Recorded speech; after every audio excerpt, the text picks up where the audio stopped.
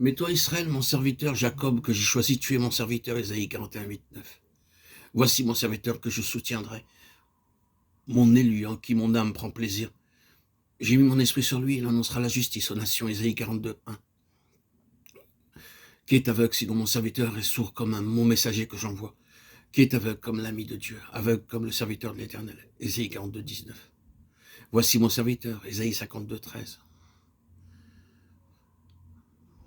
Dans tous ces passages, une lecture attentive du contexte montre clairement qu'il ne s'agit pas partout d'un seul et même serviteur. Deux serviteurs sont mentionnés, un au chapitre 41 et un autre au chapitre 42 et 52. Le premier est une source d'amère déception, tandis que le second fait la joie de son Dieu. Ils sont des instruments, l'un de défaite et d'opprobre, l'autre de triomphe et de gloire. Avec le chapitre 40, on voit s'ouvrir de nouvelles perspectives, promesses de bénédiction, certitude d'un avenir meilleur, surgissent inopinément. Mais tous ces espoirs sont fondés sur l'œuvre du second serviteur. C'est lui qui est à la fois le garant et l'artisan du nouvel ordre de choses. Et si les nations doivent en bénéficier, si leurs désirs doivent se réaliser, si la justice doit leur être assurée, ce ne sera que grâce à ce serviteur en qui Dieu a pris plaisir. Le premier serviteur a failli à sa mission et sa banqueroute se ramène, somme toute, à une seule faute qui embrasse toutes les autres, l'idolâtrie. Le mot recouvre une foule de choses. Dans l'Ancien Testament, l'idolâtrie est simplement le culte offert à des idoles, dieux de bois et de pierre. Et la plupart du temps, même de nos jours, c'est encore là la seule idée qu'on se fait d'idolâtrie.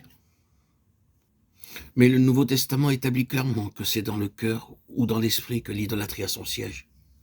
Le mot a donc une portée infiniment plus grande et notre définition doit s'élargir. La cupidité, nous est-il dit, est une idolâtrie. Un cœur partagé, voilà en deux mots ce qu'est que l'idolâtrie. Que sur un point quelconque le cœur soit partagé, que Dieu soit en aucune mesure frustré de ses droits, à l'occupation totale et définitive, c'est de l'idolâtrie. Une réserve, un mobile inavoué, un lieu quelconque avec des influences du dehors, capable de faire pression sur nous, un attachement, une ambition, une possession, une recherche, une complaisance qui nous barre le chemin de la volonté de Dieu, dans ce qu'elle a d'absolu et compromet sa gloire, dans ce qu'elle a d'exclusif et de l'idolâtrie. Par cette fissure d'un cœur partagé, les projets que Dieu avait formés s'en iront à volo, la vocation s'évanouira. Le serviteur à cause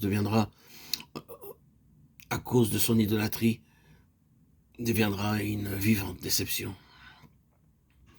Et la bénédiction que le monde aurait pu recevoir sera diminuée ou retardée d'autant.